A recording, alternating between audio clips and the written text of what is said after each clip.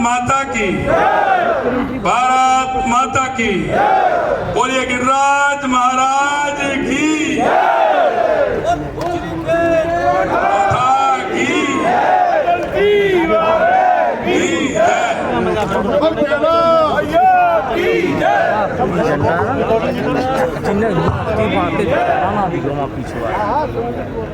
आज के इस भरतपुर, धौलपुर, करौली, सवाई माधोपुर टॉप के लोकसभा क्लस्टर की बैठक में हमारे बीच में हमारे प्रदेश के मुखिया, जिनके नेतृत्व में राजस्थान के अंदर भारतीय जनता पार्टी की बहुत बड़े बहुमत के साथ सरकार बनी, ऐसे हमारे प्रदेश के अध्यक्ष सम्मानीय सीपी जोशी जी, हमारे इस लोकसभा क्लस्टर के प्रभारी, भारतीय जनता पार्टी के वरिष्ठ नेता, विधानसभा में प्रतिपक्ष के पूर्व नेता सम्मानीय राजेंद्र राठौर साहब, मेरे कैबिनेट में साथी सम्मानीय कन्हैयालाल जी चौधरी साहब, भाई जवाहर सिंह जी मैडम साहब, हमारे प्रदेश के महामंत्री भाई जितेंद्र गोठवाल जी, हमारे संभाग के प्रभारी हेमराज मीणा जी, संभाग के सह प्रभारी सोमकांति जीडी कुमावत जी, भाई पिंटू सैनी जी, और भरतपुर के लोकसभा के हमारे प्रत्याशी भाई रामस्वरूप जी कोहली साहब, हमारे इस लोकसभा के संयोजक दीप कुमेर के हमारे विधायक भाई शैलेश सिंह जी, लोकसभा के प्रभारी भाई शिव कुमार सैनी जी,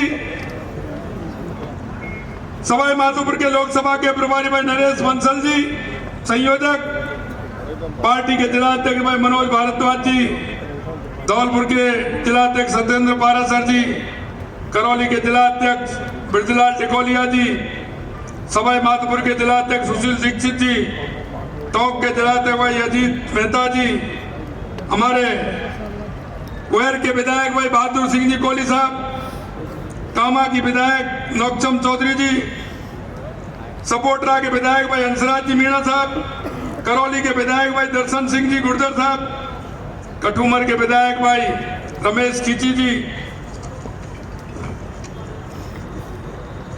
टोंक सवाई माधोपुर के हमारे सांसद भाई सुखवीर सिंह जौनपुरिया जी, भरतपुर की सांसद रंजीता कोहली जी, मंच पर विराजमान पार्टी के वरिष्ठ नेतागण और बूथ से लेकर के शक्ति केंद्र से लेकर के मंडल से लेकर के जिले से लेकर के आए सभी मेरे मोतियों से महंगे कार्यकर्ता बंधुओं, भाइयों और बहनों, मित्रों, आज ये हमारी 7वीं क्लस्टर की बैठक है। परसों हमारी 2 क्लस्टर की बैठक थी, कल हमारे 3 क्लस्टर की 9 लोकसभा की बैठक हुई थी, और आज हमारी ये दूसरी बैठक है। कोटा, झालावाड़, भीलवाड़ा की बैठक अभी दोपहर में थी, और अभी 3 बैठक हमारी जयपुर के अंदर है। मित्रों, मैं आपसे कहना चाहता हूं कि भारतीय जनता पार्टी का कार्यकर्ता दिन रात मेहनत करता है, 24 घंटे मेहनत करता है, महीने के 30 दिन मेहनत करता है। मैं आपसे इतना ही कहना चाहता हूं कि हम एक विचार को लेकर के काम करते हैं, हम राष्ट्रवाद के विचार को लेकर के हम काम करते हैं। सबसे पहले अगर हम मानते हैं तो सबसे प्रमुख हमारा राष्ट्र है, दूसरा नंबर हम पार्टी को मानते हैं, और व्यक्ति को हम तीसरे नंबर पर मानते हैं। मुझे पता है भारतीय जनता पार्टी का कार्यकर्ता ऐसा कार्य करता है कि वो अपना काम 60-40 के रेशो में करता है। आप कहते हैं 60-40 का रेशो क्या है?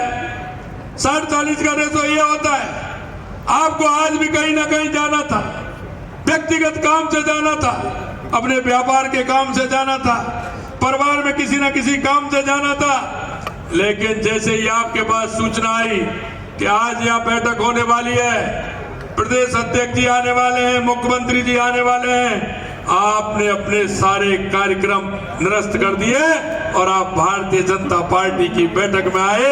ये 60-40 के % में भारतीय जनता पार्टी का कार्यकर्ता काम करता है।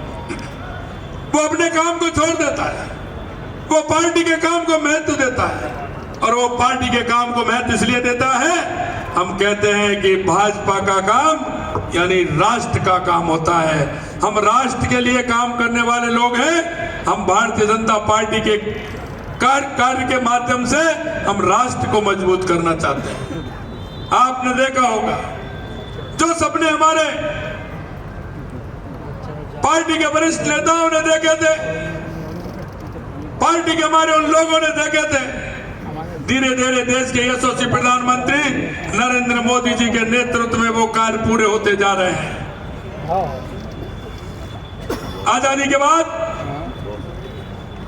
कुछ राष्ट्रवादी लोगों ने आवश्यकता महसूस की तुरंत आजादी के बाद कि आजादी जिस मायने में लड़ी गई थी, आजादी की लड़ाई के लिए जिन्होंने अपना बलिदान दिया था, आजादी के बाद ऐसे लोगों का शासन आया जिन्होंने अपनी नीति चलाने का काम किया, अपना एजेंडा चलाने का काम किया।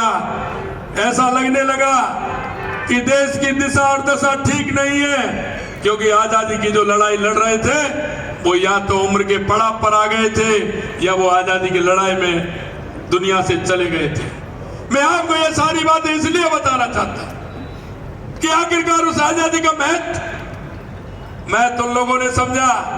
उन्होंने कहा कि आजादी की लड़ाई के बाद दिशा ठीक नहीं है। उस मंत्रिमंडल से इस्तीफा दिया था, अंतरिम मंत्रिमंडल जो बना था उसमें वो उद्योग मंत्री के रूप में डॉक्टर श्यामा प्रसाद मुखर्जी उद्योग मंत्री थे, लेकिन उन्होंने समझा और उन्होंने उससे इस्तीफा देकर के एक 8-10 राष्ट्रवादी लोगों को लेकर के एक राजनीतिक दल की स्थापना की। उन्होंने आवश्यकता महसूस हुई और उन्होंने 21 अक्टूबर 1951 को जनसंघ के नाम से एक राजनीतिक दल बनाया।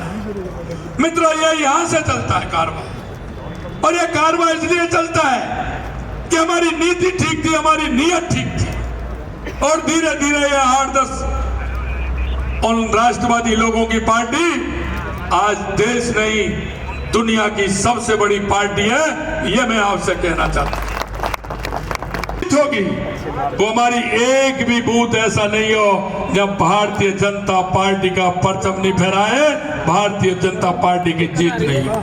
हमें उसमें 370 को जोड़ना है, 370 वोट उसमें जोड़ना है, और हर लोकसभा को हमने 5 लाख वोट से अधिक से हर राजस्थान के अंदर 5 लाख वोट। ये भारतीय जनता पार्टी है मेरे भाइयों। जितने भी कार्यकर्ता मेरे सामने बैठे हैं, कई कार्यकर्ताओं के मन में यह भाव पैदा होता है कि भाई साहब मैं काम करता हूं, मेरे को कोई देखता नहीं।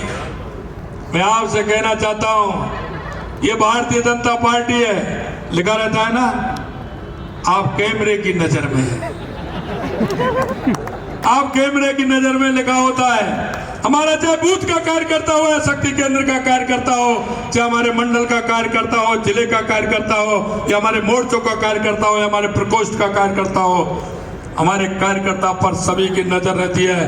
कौन अच्छा काम करता है ये भी पता रहता है, और जो दायित्ववान कार्यकर्ता है अगर ठीक ढंग से काम नहीं कर रहा है ये भी पता रहता है। मैं आपसे यही कहना चाहता हूं मित्रों, आप जो कार्यकर्ता के रूप में, दायित्ववान कार्यकर्ता के रूप में काम कर रहे हैं, एक ना एक दिन आपको इसी मंच पर आपको आप में से ही आने वाले हैं, इस मंच पर भी आप में से आने वाले हैं, जनप्रतिनिधि भी आप में से आने वाले हैं। ये विश्वास कर लीजिए, ये किसी और पार्टी के अंदर नहीं होता है। अगर ये होता है तो सिर्फ भारतीय जनता पार्टी के अंदर होता है। यह मैं आपको विश्वास दिलाना चाहता हूं। अंत में मैं आपसे इतना ही निवेदन करना चाहता हूं मित्रों, जिस तरह से विद्यार्थी की परीक्षा आती है, वो जुलाई अगस्त के महीने में कम पढ़ाई करता है, मटरगश्ती भी करता है, खेलने भी चला जाता है, लेकिन जैसे ही पेपर आते हैं, पहले तो कहते हैं घर वाले जगाते हैं जब स्कूल जाता है, लेकिन जैसे ही पेपर आते हैं तो उसको खुद को चिंता होती है।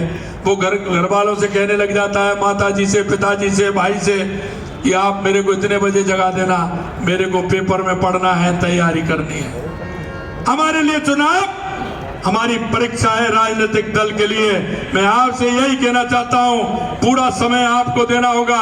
पूरा समय दे करके एक एक गांव, एक एक ढाणी में हमारी केंद्र सरकार की योजनाएं और 3 महीने में हमारी जो राजस्थान सरकार की योजनाएं, इनको आपको घर घर जाकर के बताना है। क्योंकि ये कांग्रेसी लोग आते हैं, वैसे नहीं आएंगे, लेकिन चुनाव के समय जब ये आते हैं तो सिर्फ झूठे वादे करते हैं, झूठे नारे देते हैं, झूठी गारंटी देते हैं। लास्ट 5 साल के अंत में 2 महीने चुनाव से पहले गारंटी दे रहे थे। अशोक गहलोत जी गारंटी दे रहे थे। अरे भाई, जिसके पास पासबुक होती है खेती की, वही तो जमानत देता है किसी की, या गाड़ी के कागज होते हैं वो देता है। कोई प्रॉपर्टी होती है, कोई ना कोई होती है, जब तो जमानत लगती है। और जिसके पास कागज ही नहीं है, खेत की पासबुक नहीं है, किसी व्हीकल के पेपर नहीं है, वो गारंटी दे रहे। जिनकी खुद की गारंटी नहीं है, वो दुनिया में गारंटी देते घूम रहे हैं। ये स्थिति हो रही है और उनकी गारंटी जनता ने देख ली। मैं आपसे कहना चाहता हूं, ये कांग्रेस ने इस देश को भ्रष्टाचार में डुबोने का काम किया है। इन्होंने हमेशा तुष्टीकरण के आधार पर काम किया है। और हमारे देश के यशस्वी प्रधानमंत्री नरेंद्र मोदी जी ने जो हमारे संकल्प पत्र में 1951 से लेकर के आज का जो हमारा संकल्प पत्र है, आज हम जिसको संकल्प पत्र को आज भी जनता के बीच में जाकर के एक एक गांव, एक एक ढाणी से उसको ले रहे हैं। आज हमारी राज्य की सरकार हो या केंद्र की सरकार हो, हमारी उस संकल्प पर आधारित रहते हुए काम करती है। हमने पुराने वादे हुए हैं हमारे, चाहे वो धारा 370 हो, राम मंदिर हो, सीएए हो, हमारी राष्ट्रीय सांस्कृतिक पुनरुत्थान करना हो। आपने देखा होगा उन सारे वादों को देश के यशस्वी प्रधानमंत्री नरेंद्र मोदी जी ने पूरा किया। हम भी आपको विश्वास दिलाना चाहते हैं। हमने भी, हमारे जितने भी हमारे ऐसे बहन और माँ थे जहां हमें आवश्यकता थी, जैसे हमारे मंदिर भी थे, उन सबको जीर्णोद्धार करके उनका नया स्वरूप देने का काम हमारी राज्य सरकार ने भी किया है। हम आपके बीच में जो वादा करेंगे निश्चित रूप से उसको पूरा करेंगे, उससे 4 कदम जाकर के बताएंगे। ये विश्वास हम आपको दिलाना चाहते हैं। अंत में मैं आपसे इतना ही कहना चाहता हूं, आने वाला चुनाव ये ऐतिहासिक चुनाव है। यह चुनाव देश को दिशा देने वाला चुनाव है, प्रदेश को दिशा देने वाला चुनाव है। यह युवाओं का चुनाव है, युवाओं के भविष्य का चुनाव है, ये किसानों का चुनाव है, ये किसानों के उन्नति का चुनाव है, ये उन मजदूरों का चुनाव है, ये मजदूरों को जो अंतिम पंक्ति में खड़ा है वो व्यक्ति, उसको आगे लाने का चुनाव है। इसलिए हम सभी को घर घर जाना है और हमें जो मोदी जी का संकल्प है, अब की बार, फिर एक बार मोदी सरकार, फिर एक बार मोदी सरकार। बहुत बहुत धन्यवाद। जय हिंद, जय भारत।